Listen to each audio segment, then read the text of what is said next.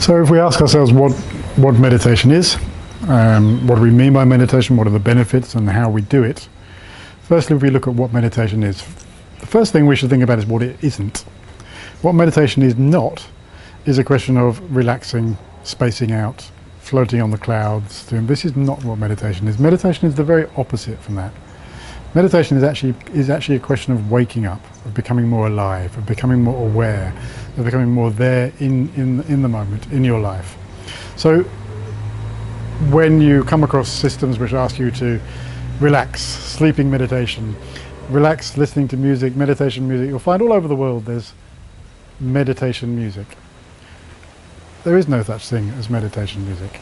There's relaxing music, but that's not what you're doing in meditation. Meditation, in Tibetan they use the word gom, which means familiarizing yourself with a virtuous object. Familiarizing yourself with virtue, with good things. So it's a question of transformation. It's a kind of becoming more aware, more awake, and more familiar with healthy, good states of mind. That's what we're really doing. That's why we meditate. Why is it that we're working with that? Because the simple fact is, and this is an undeniable fact, that your reality, your day-to-day life, and therefore your happiness is largely, if not mostly, all dependent upon your mind. Your mind creates your reality. This is not just a spiritual point of view, it's also a scientific point of view. Your mind is creating your reality. Therefore, if you work with your mind, then you're working directly with the source of your daily experience and your happiness and so forth. So what are we doing in meditation? We're working with the mind. We're not spacing out, we're not leaving the mind, we're not becoming mindless, we're becoming mindful, as the word says, and therefore we're trying to work with our minds.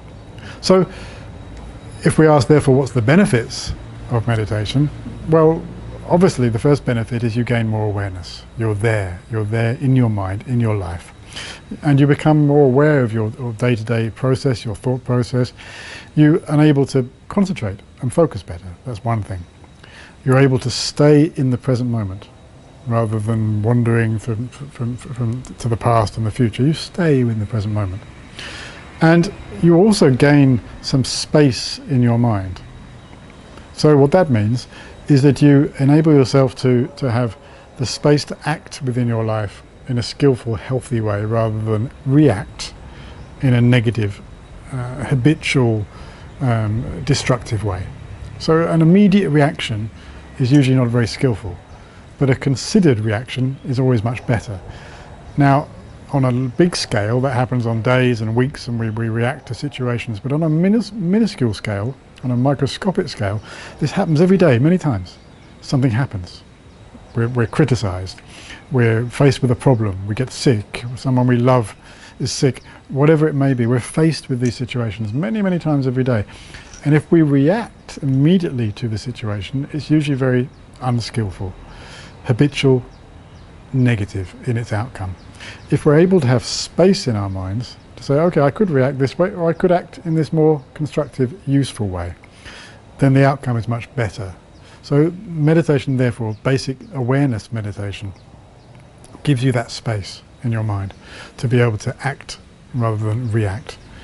And then, of course, one of the biggest problems we all have is being controlled by our thoughts, rather than the other way around, of believing we are our thoughts, of identifying with our thoughts, of becoming our thoughts. Very unhealthy way to be. It means that if you get up in the morning and you feel unhappy, so you become an unhappy person. You feel depressed, you become a depressed person. You feel anxious, you become an anxious person. In reality, it's just a thought. It's just a thought of depression. It's just a thought of anxiety. If you have control over your thoughts, if you're the boss rather than the thoughts, you can choose to let that thought go.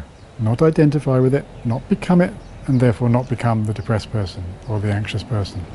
So the third thing with basic awareness meditation is you become the boss of your thoughts rather than them being the boss of you, which is not at all healthy. So that's our basic meditation. That's basically why meditation works and what it's beneficial for.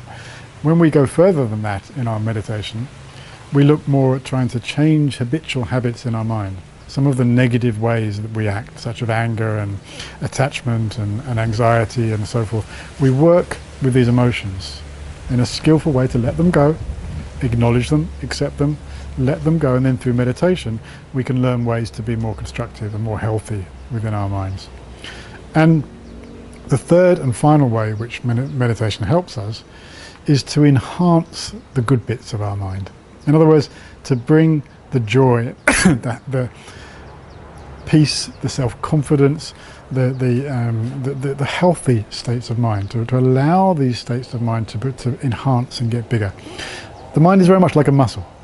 You work with the body and the muscle becomes stronger. The mind is more than a body because the body is very limited.